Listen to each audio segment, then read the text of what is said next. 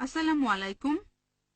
এখানে একজন বোন জানতে চাচ্ছেন পুরুষ আর মহিলাদের জন্য নামাজ পড়ার নিয়মটা কি এক, আর হানাফি এবং শাফিদের নামাজের নিয়মে কি পার্থক্য? বোন, আপনি প্রশ্ন করলেন যে নামাজ পড়ার নিয়মটা পুরুষ আর মহিলাদের ক্ষেত্রে এক কিনা, শাফি আর হানাফির ক্ষেত্রে এক কিনা। আমাদের নবীজি মোহাম্মদ সাল্লাল্লাহু আলাইহি ওয়াসাল্লাম বলেছেন, এটা আছে সহিহ বুখারীতে, খণ্ড নম্বর 1। নবীজি বলেছেন, নামাজ পড়ো যেভাবে আমাকে পড়তে দেখেছো। নবীজি এটা বলেননি যে মহিলারা একভাবে নামাজ পড়বে, পুরুষরা আরেকভাবে নামাজ পড়বে। আরেকটা হাদিস, এটা হচ্ছে সহিহ বুখারী খণ্ড 1 বুক অব সালাহ, যে সাহাবিয়াগণও পুরুষদের মতো করে নামাজ পড়তেন। পুরুষ আর মহিলাদের নামাজ পড়ার জন্য আলাদা কোনো নিয়ম নেই। নামাজ পড়বেন সেভাবে যেভাবে নবীজি পড়তেন, সে আপনি পুরুষ হন বা মহিলা হন। আমি জানি বাজারে এরকম কিছু বই পাওয়া যায়, ইন্ডিয়া সহ সারা পৃথিবীতেই বিভিন্ন মতবাদের লোকজন বলে মহিলাদের জন্য নামাজ পড়ার নিয়মটা আলাদা আর পুরুষদের নামাজ পড়ার নিয়ম আলাদা। এরকম কোনো হাদিস নেই। ইসলাম সম্পর্কে যদি কিছু বলেন, সেখানে কোরআন বা সহিহ হাদিসের রেফারেন্স থাকতে হবে। সব সময় কোরআন এবং সহিহ হাদিস। তাহলে যখন রেফারেন্স দেবেন যে কোনো বিশেষজ্ঞ হোক, পৃথিবীর সবচেয়ে বড় বিশেষজ্ঞ, যদি তিনি কিছু বলেন, প্রমাণ থাকতে হবে। কোরআন এবং সহিহ হাদিস প্রমাণ দেখাতে হবে। প্রমাণ পেশ করো ইন কুনতুম সাদিকিন। এমন কোন হাদিস নেই বা কোরআনের আয়াত নেই যেটা বলছে যে নামাজ পড়ার নিয়মটা পুরুষ এবং মহিলাদের আলাদা। আমি জানি অনেক বিশেষজ্ঞ নিজস্ব দৃষ্টিভঙ্গি থেকে বলে থাকেন যেহেতু মহিলাদের নিরাপত্তা দরকার, তারা আলাদাভাবে নামাজ পড়বে। এটা হচ্ছে তাদের দৃষ্টিভঙ্গি, কিন্তু নবীজি কখনো বলেননি নামাজ পড়বো যেভাবে নবীজি পড়তেন। এবারে হানাফি এবং শাফি মাযহাবে নামাজের নিয়ম সম্পর্কে বলি।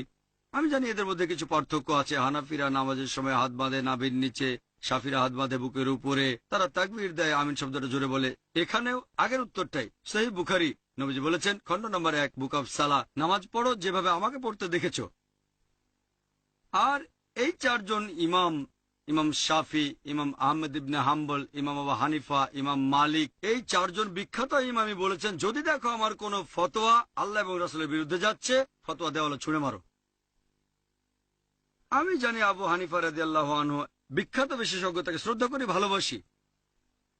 মানুষে বলে যে তিনি বলেছেন যখন তোমরা নামাজ পড়বে নাভির নিচে হাত বাঁধবে। আবু দাউদে একটা হাদিস আছে, আবু দাউদ খণ্ড নম্বর 1 বুক অব সালাহ, বলা হয়েছে নবীজি নামাজের সময় নাভির নিচে হাত বাঁধতেন। তবে এটা জয়ীফ হাদিস। ঠিক এর পরের হাদিসটাই বলছে, যেটা সহিহ হাদিস, যে নবীজি হাত বাঁধতেন নাভির উপরে। আরো সহিহ হাদিস আছে সহিহ ইবনে খুজাইমা, যেটা বলছে নবীজি হাত বাঁধতেন বুকের উপরে। সহিহ হাদিস যখন বলছে নবীজি বুকের উপর হাত বাঁধতেন, নাভির নিচের হাদিসটা জয়ীফ। তাহলে নামাজ পড়ার সঠিক নিয়ম বুকের উপর হাত বাঁধা।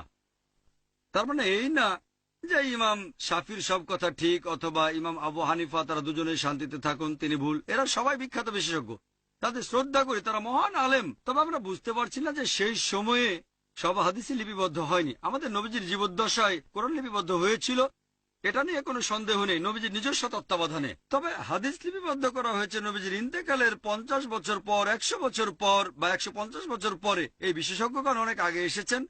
আর যেহেতু তাদের কাছে সবগুলো সহিহ হাদিস ছিল না, তারা তখন যে ফতোয়া দিয়েছেন সেগুলো তাদের তখনকার জ্ঞানের ভিত্তিতে। আমি বলবো না ইমাম আবু হানিফা রাদিয়াল্লাহু আনহু ভুল করেছেন, আমি বলবো এই সহিহ হাদিসটা ওনার কাছে পৌঁছায়নি। হতে পারে যে জয়ীফ হাদিসটা তার কাছে পৌঁছেছিল আর সেজন্য তিনি বলেছেন হাত বাঁধবে নাভির নিচে। সহিহ হাদিস হয়তো ইমাম শাফির কাছে পৌঁছেছিল, তিনি বললেন হাত বাঁধবে বুকের উপরে। আবারও সহিহ বুখারী বলছে খণ্ড নম্বর 1 বুক অব সালাহ যে তাকবীর দিতে হবে। তাকবীর নবীজি বলেছেন, এমন না যে ইমাম শাফি বলেছেন তাই আমি এটা মেনে চলছি, কারণ আমার নবীজি বলেছেন। তারপর অজুর বেলায় কোরআনে একটা আয়াত আছে সূরা মাইদা অধ্যায় নম্বর 5, বলা হয়েছে কোন মহিলাকে স্পর্শ করলে অজু ভেঙে যায়। আরবি শব্দটা মাসা, মূল শব্দ লামাসা, মানে স্পর্শ করা। ইমাম শাফি রাদিয়াল্লাহু আনহুর মতে তিনি বলেছেন কোন মহিলাকে স্পর্শ করলে অজু ভেঙে যায়। ইমাম আবু হানিফা বলেছেন যদি কোনো মহিলাকে স্পর্শ করে কোন পুরুষ অজু অবস্থায়, তাহলে অজু ভাঙে না।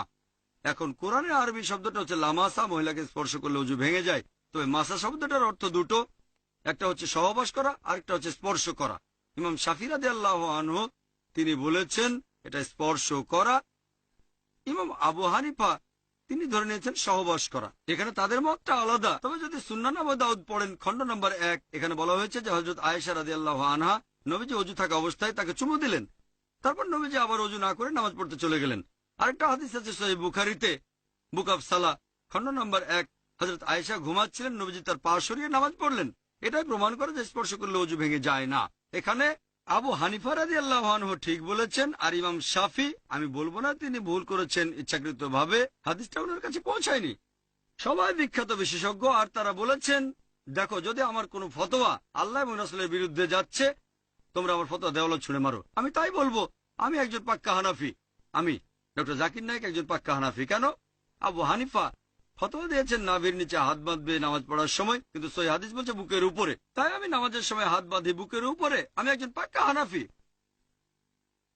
ইমাম শাফি বলেছেন যদি দেখো আমার কোনো ফতোয়া আল্লাহ এবং রাসূলের বিরুদ্ধে যাচ্ছে, সেটা দেয়ালে ছুঁড়ে মারো। ইমাম শাফি বলেছেন অজু অবস্থায় কোনো মহিলাকে স্পর্শ করলে অজু ভেঙে যায়, কিন্তু সহিহ হাদিস বলছে অজু ভেঙে যায় না। তাহলে কোনো মহিলাকে অনিচ্ছাকৃতভাবে স্পর্শ করলে অজু ভেঙে যায় না। যেহেতু আমি ইমাম শাফির ফতোয়া দেওয়ালে ছুঁড়ে মেরেছি, তিনিই বলেছেন আমি একজন পাক্কা শাফি। আমি পাক্কা হানাফি, পাক্কা শাফি, আমি পাক্কা হামলি, এছাড়া পাক্কা মালিকি। পাক্কা মানে খাঁটি। আমি মেনে চলি 100%, অন্যরা মানে হয়তো 80 বা 90%, অথবা আবু হানিফার 60%। আমি পুরোপুরি মেনে চলি। এই চারজন ইমামই বলেছেন যদি দেখো আমার কোনো ফতোয়া আল্লাহ এবং রাসূলের বিরুদ্ধে যাচ্ছে, ফতোয়া দেওয়ালে ছুঁড়ে মারো। এই চারজন ইমামই বিখ্যাত বিশেষজ্ঞ, তাদের শ্রদ্ধা করি। তবে আমাদের বুঝতে হবে সব হাদিস তখনও লিপিবদ্ধ হয়নি। এখন সবকিছু আমাদের হাতের নাগালে, সিডি রোমে পাবেন, বইয়ে পাবেন, অ্যাভেলেবল। তখনকার দিনে ছিল পর্যাপ্ত তথ্যের অভাব।